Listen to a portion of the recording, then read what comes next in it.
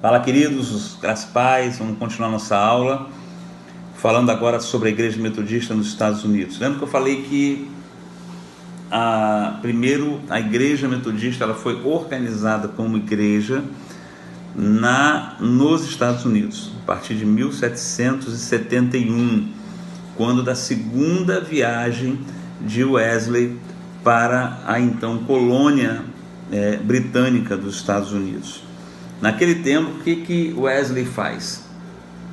Ele deixa uma igreja metodista organizada. Lembra que eu falei na primeira viagem de Wesley? Ele vai para poder evangelizar os índios e volta com aquela pergunta, né?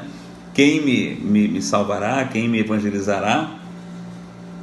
E quem me converterá, perdão. Mas da segunda vez ele volta depois de ter um encontro lá, na sua experiência com o Espírito Santo, no dia do coração aquecido, 24 de maio de 1738, né? Então ele volta, fica nos Estados Unidos e deixa uma igreja organizada, então com 360 membros. Então a igreja metodista nos Estados Unidos, ela começa com 360 membros. Em 1780, 9 anos depois, ela já conta com 8.500 pessoas. Olha, você vê o crescimento em 8 anos, de 360 para 8.500. Em 1809, aí a gente tem 38 anos de existência da Igreja Metodista em solos americanos.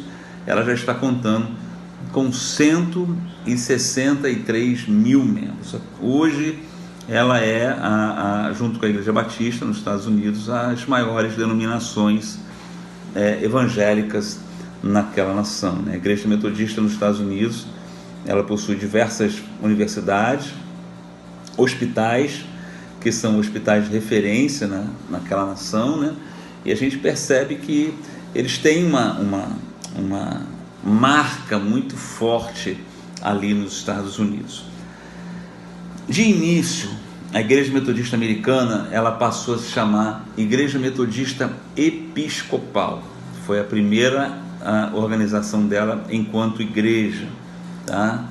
E depois veio a Igreja Metodista Unida, a gente chama de Igreja Metodista Unida, que foi a junção, né, da Igreja Metodista, tinha uma instituição chamada Igreja Metodista, e Igreja Evangélica dos Irmãos Unidos. Eles se uniram, essas duas denominações, e elas que predominam lá, né? Igreja Metodista Episcopal e Igreja Metodista Unida. Unida é a mais conhecida de todas, né?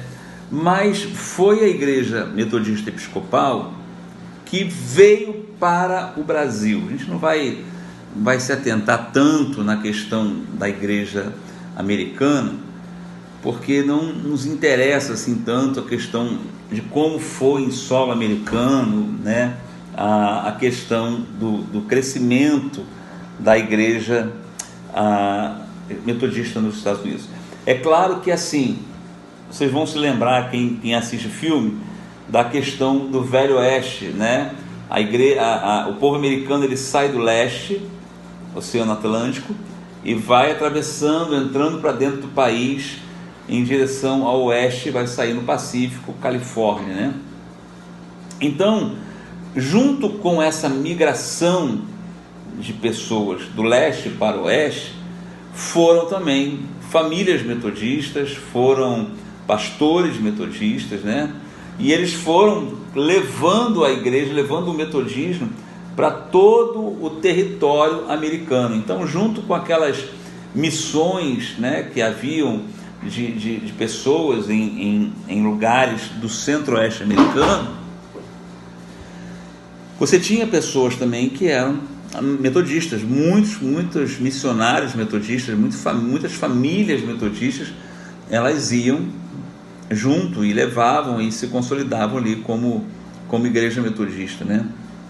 É muito interessante isso. Alguns filmes de Velho Oeste retratam muito a questão da igreja metodista. Há não sei se você gosta de ver filme, o filme do Super-Homem, o novo, né? dessa nova etapa aí da Liga da Justiça e tal, mas o filme dele, ele entra e ele foi criado por uma família metodista, né? A igreja que ele entra no filme é uma igreja metodista, então era muito fácil você encontrar uma igreja metodista aberta, um pastor metodista, né? Isso se popularizou muito. Então, vamos lá.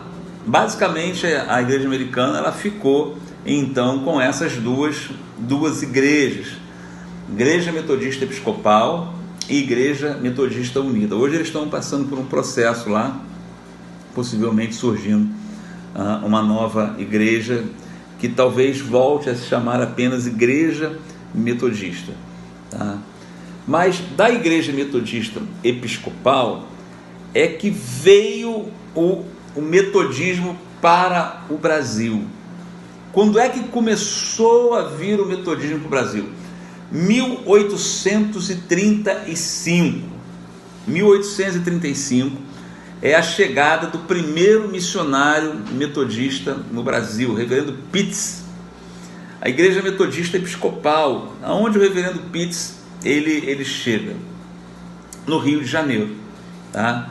Por que Rio de Janeiro? Porque era a sede do governo daquela época. O Rio de Janeiro era a capital federal, né? Foi capital federal, foi capital do Império, depois se tornou capital federal na época da República, e até Juscelino construir Brasília e migrar com a capital do país lá para o centro-oeste. Mas até então, Rio de Janeiro, o porto era ali próximo do Catete, né? Catete vai ser o início, junto também com São Paulo, a gente vai explicar isso aqui um pouquinho, com a origem do metodismo. Por quê? Porque está próximo da Praça 15. O que era a Praça 15? O porto. Até hoje você consegue ir a pé, não é tão longe, você saindo do Catete, descendo ali a rua do Catete, você consegue chegar com alguns minutos de caminhada, você consegue chegar na Praça 15, onde era o porto naquela época, né? Então o reverendo Pitts, ele chega, né, vindo pela Igreja Metodista Episcopal americana, tá? Quando a gente fala Igreja Metodista Episcopal, é a Igreja americana. Ele está vindo e chega no Rio de Janeiro. 1836 e 1837 chegam mais 2 missionários americanos, tá? Quem são eles?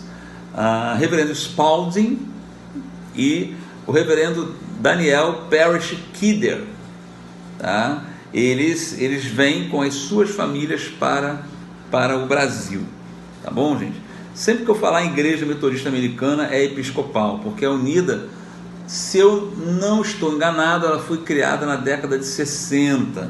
Então, na década de 60, 1960, 68, se eu não estou enganado aqui, se minha cabeça me trai, 1968 foi quando a Igreja Metodista Unida, ela se une com a Igreja dos Irmãos Unidos lá e é formada então, tá? Então, quando eu falar de Igreja Metodista Americana, chegada ao Brasil, coloca aí na sua cabeça que é a Igreja Metodista Episcopal. E aí, essa época de 1835, nos Estados Unidos, né, século XIX, acontece a famosa Guerra Civil, a Guerra de Secessão Americana, né? Você lembra que são os estados do norte guerreando contra os estados do sul, basicamente sobre o quê? Escravatura, né? Havia estados abolicionistas, estados não abolicionistas. Você vai ver, se você ler a biografia de Abraham Lincoln, você vai entender muito claramente a questão dessa época, da Guerra de Secessão, né? E aí surgiram, não que surgiu, a Igreja Episcopal ela se dividiu em 2 confederações, a Igreja Metodista Episcopal do Norte e a Igreja Metodista Episcopal do Sul.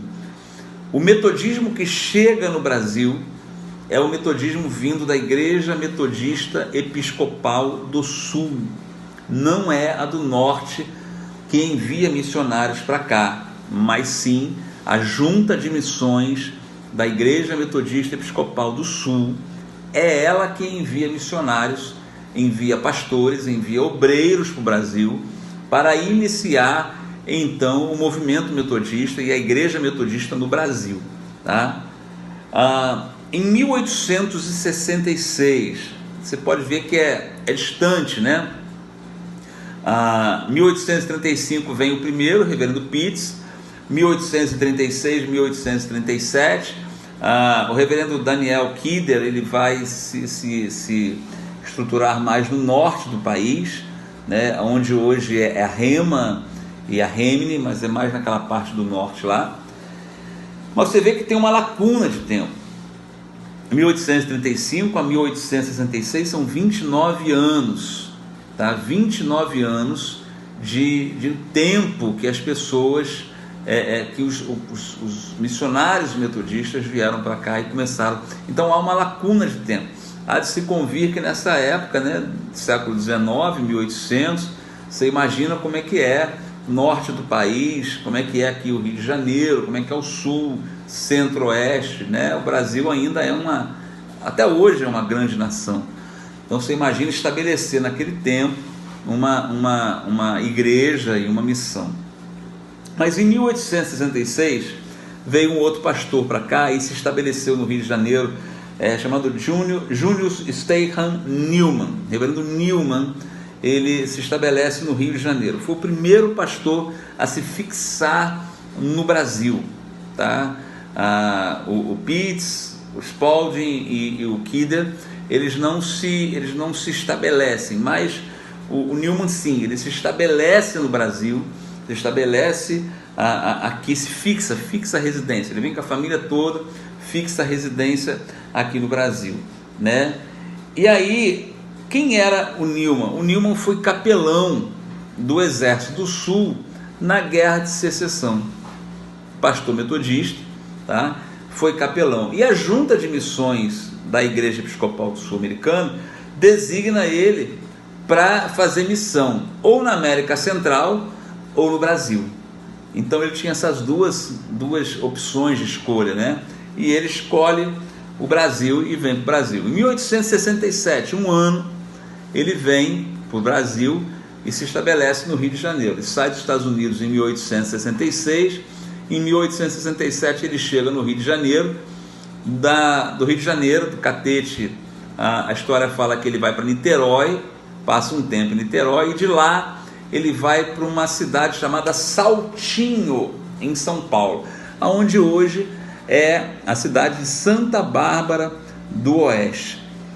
Qual era a estratégia que Newman usou para começar a consolidar o seu trabalho no Brasil?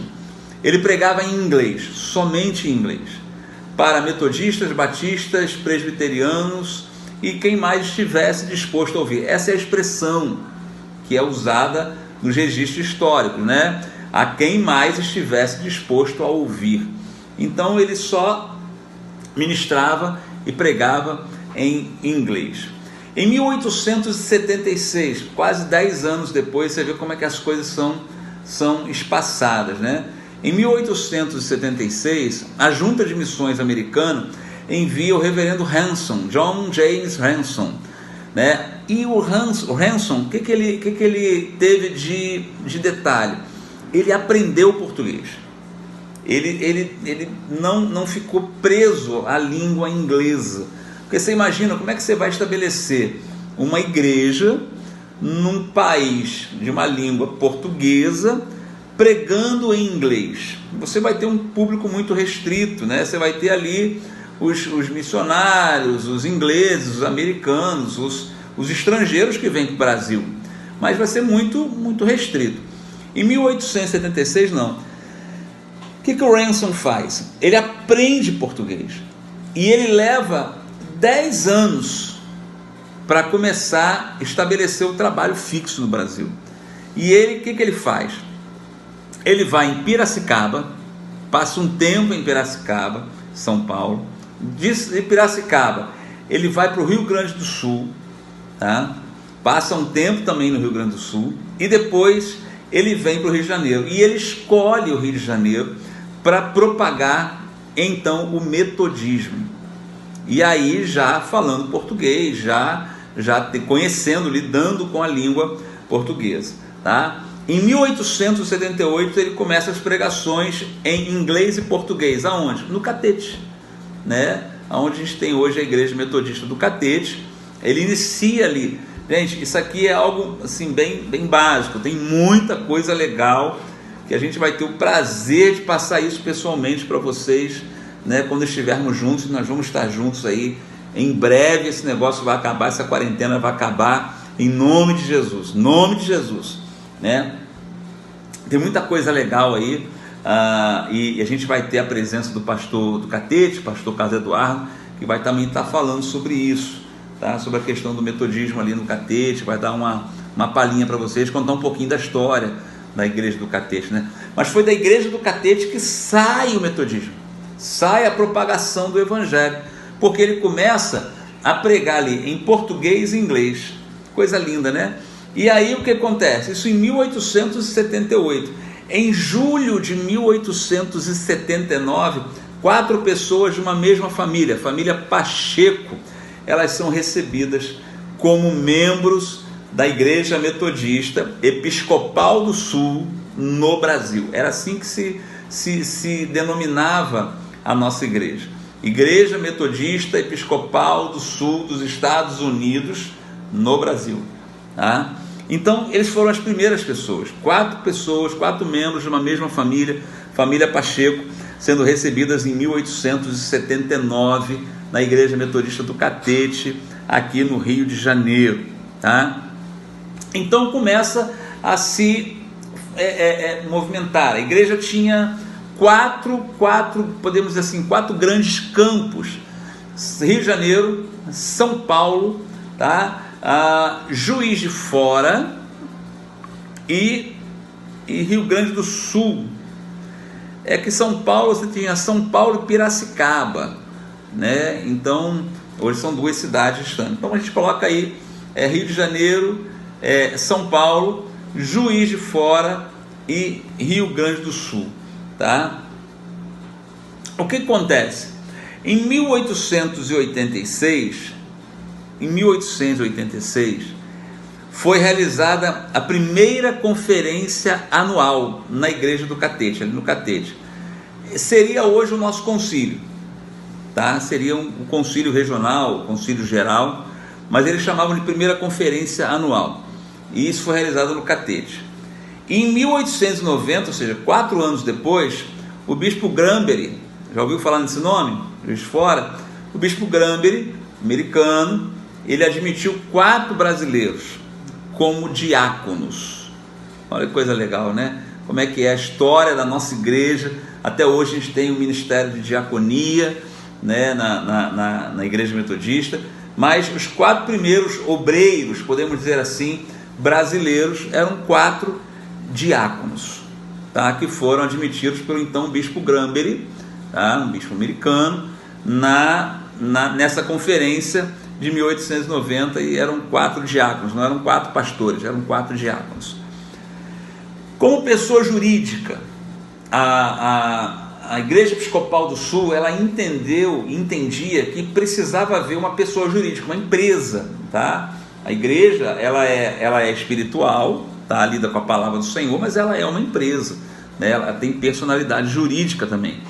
E a Igreja Episcopal do Sul, ela entendeu que a Igreja Metodista do Brasil, né, a conferência, eles chamavam de conferência anual, porque na verdade não era uma igreja, a gente está falando de um trabalho missionário, era a Junta de Missões americana que enviava pastores para cá e ajudava no sustento de obreiros, e era supervisionada pelos então bispos americanos, tá? A igreja não tinha autonomia, o trabalho metodista no Brasil ele não tinha autonomia nesse final de século XIX, tá?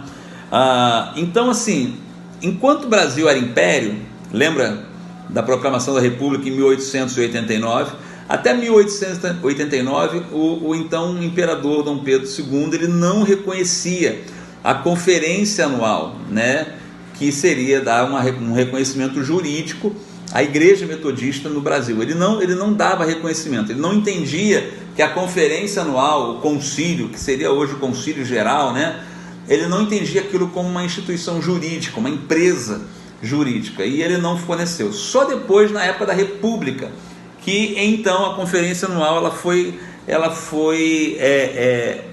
conseguiu, na parte burocrática do governo brasileiro, conseguiu então ser reconhecida como um ente jurídico, né? Como se fosse, entre aspas, uma empresa, tá? Em 1890, o bispo Gramberry faz essa conferência anual, ele ordena os 4 diáconos, e aí é interessante que nessa conferência, eu falo concílio, mas não é concílio, nessa conferência anual, a gente vai ter a participação de 2 pessoas muito importantes na história do metodismo no Brasil. A primeira pessoa é reverendo Tarbucks, tá? Que depois, no futuro, se tornaria o primeiro bispo da Igreja Metodista Brasileira, a Igreja Autônoma, né? E o reverendo Tucker, né? Não sei se você já teve o prazer de ir no Bennett. Quem conhece o Bennett sabe que o auditório do Bennett hoje não pertence mais ao Bennett, pertence a uma universidade particular. O nome do auditório é Auditório Reverendo Tucker. O reverendo Tucker, ele era agente das Sociedades Bíblicas Americanas, e aqui no Brasil ele fundou o nosso ICP, Instituto Central do Povo, que também fica no Rio de Janeiro. Tá bom, gente? É muita coisa, mas a gente precisa saber disso, é a nossa história, é a respeito do metodismo, como é que o metodismo chegou. Isso é muito importante, gente, a gente saber a nossa história, quem nós somos, de onde viemos e também para onde vamos, ok? Vamos lá, 1880, também uma data importante. Reverendo Justus Nelson chega em Belém do Pará com a sua esposa, tá? E ele era responsável pela missão da Igreja Episcopal na região norte, mais especificamente pelo Pará, Pernambuco e Amazonas. Algumas pessoas falam assim: poxa, a Rema é uma região missionária da Amazônia, criada há pouco tempo. Não, você pode vir em 1880, já havia metodista lá, já havia trabalho metodista lá na Rema. E a igreja, ela vem até 1930 sendo Igreja Metodista Episcopal do Sul no Brasil. Nós não éramos autônomos, nós ainda éramos ligados à Igreja Episcopal. Os bispos eram americanos, né? A gente se reportava como se fosse uma missão, como se fosse uma grande congregação. Hoje, na nossa mente, a gente entende muito isso, né? Uma igreja matriz que possui congregações, uma congregação. O Brasil, naquela época, era como se fosse uma grande congregação da Igreja Metodista Episcopal do Sul. Mas em 1930, na igreja de São Paulo, na Catedral Metodista em São Paulo, no dia 2 de setembro de 1930, a igreja, ela se desvincula finalmente da igreja americana. Então ela deixa de ser Igreja Metodista Episcopal do Sul dos Estados Unidos no Brasil, e ela passa a ser a Igreja Metodista do Brasil. Até hoje, algumas pessoas perguntam, quando a gente fala assim: você é de qual igreja? Eu sou da Igreja Metodista. Qual? A do Brasil ou a Wesleyana? Né? Porque durante muitos anos nós fomos chamados de Igreja Metodista do Brasil, tá? Por conta da questão da autonomia. A autonomia da Igreja Metodista, ela cria a Igreja Metodista do Brasil. Para quê? Para se desvincular. Ela não é mais chamada Igreja Metodista Episcopal do Sul. Não. Poderíamos até ter ficado com esse nome, né? Igreja Metodista Episcopal do Brasil. Mas é a Igreja Metodista do Brasil, e é eleito então o primeiro bispo eleito brasileiro. Ele não era brasileiro, tá? Bispo William Tarbucks, ele é então um americano. Lembra que eu falei que ele estava lá na conferência do Gramberry, tá? Do bispo Gramberry, em 1890, não é isso? Deixa eu ver aqui meus alfarrápios aqui. 1890, isso mesmo. Ele estava lá na conferência anual de 1890, o reverendo William Tarbucks, e ele é eleito então na conferência anual, nosso concílio geral, em 2 de setembro de 1930, ele é eleito o primeiro bispo da então Igreja Metodista do Brasil. Em 1934, 4 anos depois, nós temos o primeiro bispo brasileiro eleito como bispo da Igreja Metodista no Brasil, bispo, né, reverendo César da Corso Filho, que dá nome ao seminário da primeira região, Seminário Bispo César da Corso Filho. Então, em 1930, vamos lá, gente, guarda isso, 1930, a igreja se tornou autônoma dos Estados Unidos, ela consegue autonomia, 2 de setembro de 1930, reverendo William Tarbox, eleito bispo, ele ainda é americano, tá? Mas ele é eleito bispo, então, da Igreja Metodista do Brasil. Em 1934, elege-se, então, o primeiro bispo brasileiro, o bispo César da Corso Filho, né? Ficou durante muito tempo sendo reeleito, até a hora que ele decide não permanecer mais como bispo da igreja. Hoje, a Igreja Metodista, isso é importante a gente saber, a Igreja Metodista está inserida em todo o Brasil. Ela é dividida em regiões eclesiásticas, tá? Cada região com um bispo ou uma bispa. Primeira região, Rio de Janeiro. Segunda região, Rio Grande do Sul. Terceira região, São Paulo. Quarta região, Minas e Espírito Santo. Quinta região, você pega ali uma parte de São Paulo, Centro-Oeste. Sexta região, Paraná, Santa Catarina. A gente tem a sétima região, Rio de Janeiro, tá? O estado do Rio de Janeiro, ele tem 2 regiões, primeira e a sétima. Oitava região, pega Brasília, Goiás, né? Distrito Federal. Tem a região missionária do Nordeste, a Remini, pegando ali da Bahia, indo até lá em cima, na ponta do Nordeste. E a nossa região missionária da Amazônia, que pega ali toda a parte norte do país, né? Porto Velho, Amazonas, Acre, aquela área toda ali. Então a gente tem em cada uma dessas regiões um bispo, tá? Esses bispos e bispas, eles compõem o que a gente chama de colégio episcopal, tá? Do qual um bispo preside, ou uma bispa, né?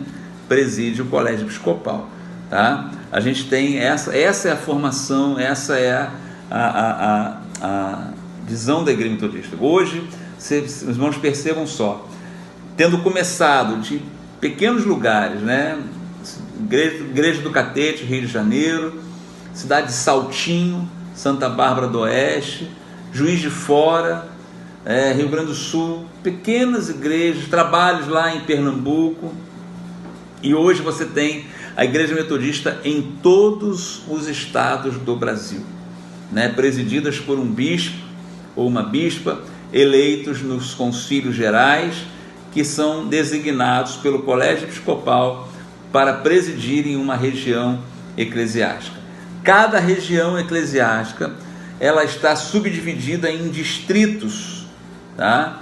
Distritos aonde são dirigidos, né, por um superintendente distrital. Eles não são dirigidos, né, mas por efeito de administração, em cada distrito da igreja você tem um superintendente distrital que se organiza ali com algumas outras igrejas.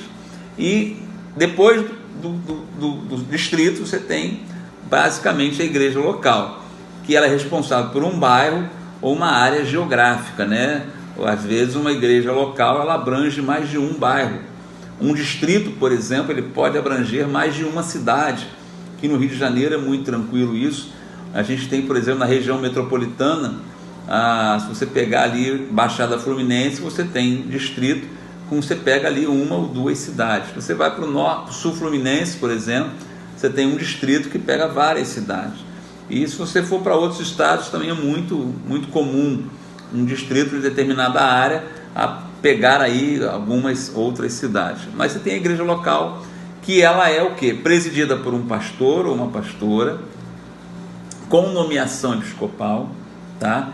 Que preside a igreja local. Então a gente tem um pastor presidindo uma igreja local, um superintendente supervisionando várias igrejas locais, denominado distrito, um bispo ou uma bispa presidindo uma região e um colégio de bispos, tá? Presidindo a Igreja Metodista no Brasil. Esse colégio de bispos elege um bispo ou uma bispa para presidir. É claro que nessa composição a gente tem muitas outras composições, né, em termos de administração eclesiástica, mas essa não é uma matéria que eu vou dar. Já tem uma pessoa que vai dar especificamente administração eclesiástica, administração regional, mas o governo da Igreja Metodista, ele se baseia nisso. É um governo episcopal, tá? Há um bispo que preside, há bispos que presidem a igreja, que governam a igreja, pastores que presidem e governam a igreja local. Mas eu quero encerrar essa aula, tá? É claro que a gente está pegando aí uma aula gravada. Gente, é muito melhor uma aula presencial. A gente fala, a gente debate, a gente gera pergunta. Qualquer dúvida sobre essa aula, você manda lá pelo zap, manda por e-mail para a secretaria do POV, ela vai chegar até mim, a gente vai discutindo isso, e a gente vai mandar também o trabalho que você tem que fazer para gerar e constar a sua nota nesse módulo, tá? Mas uma coisa que eu quero terminar essa aula é uma expressão que está nos cânones da Igreja Metodista. A igreja é de Deus. A igreja é de Deus. A gente tem pastores e pastoras que presidem igrejas, bispos e bispas que governam a igreja, mas a igreja é de Deus, ela não é nossa, né? Chegará um tempo que nós iremos passar e outros estarão nos nossos lugares, mas a igreja permanece porque a igreja é de Deus. Você, meu irmão, minha irmã, que está almejando o ingresso no ministério pastoral, você está fazendo programa de orientação vocacional, eu quero que você entenda isso. A igreja nunca será sua, meu irmão e minha irmã, a igreja nunca será de pessoas, a igreja é de Deus. Deus governa, e a Bíblia diz que o trono de Deus, ele é baseado em quê? Justiça e equidade. Oh Deus, é isso que a gente crê, amém? Nossa igreja está baseada nisso. Que o Senhor te abençoe, que o Senhor te guarde. A gente vai estar mandando essas informações via PowerPoint, tá, para vocês, junto com outros textos. Há um texto muito interessante, ele está no site da Igreja Metodista de Vila Isabel, a história do metodismo brasileiro, escrito por Paul Eugene Byers, tá? Por acaso, o avô da minha esposa aprendeu com o pastor Paul Eugene Byers, e Byers é o sobrenome da minha sogra, então a gente tem um conhecimento legal dessa parte aí. Esse texto dele, esse livro dele, muito interessante, tá?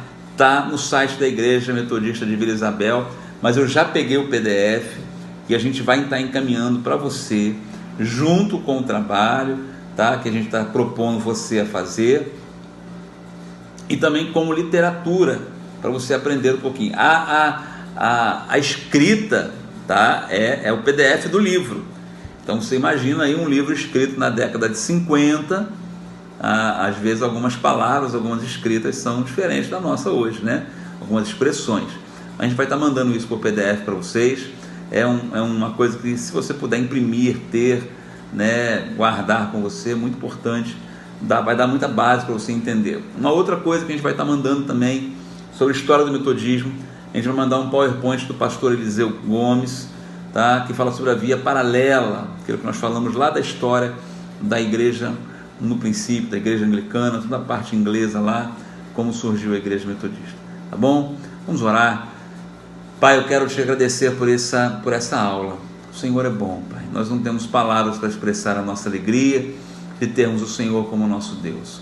Agora, Pai amado, eu quero colocar cada aluno e aluna do POV, Deus amado, clamamos para que em breve estejamos juntos novamente, ó Deus, recebendo a Tua instrução, ó Deus, o Teu ensino, de maneira presencial, celebrando juntos, Pai. Eu creio que o Senhor é poderoso para fazer isso conosco. Abençoa cada família, Senhor, cada aluno, cada aluna, em nome de Jesus. Amém e amém. Deus te abençoe, querido. Graça e paz, permanece firme, não desiste não. Deus é maior na nossa vida. Isso vai passar, a gente crê nisso. Deus ainda governa tudo, Ele está no controle de todas as coisas. Deus te abençoe. Amém.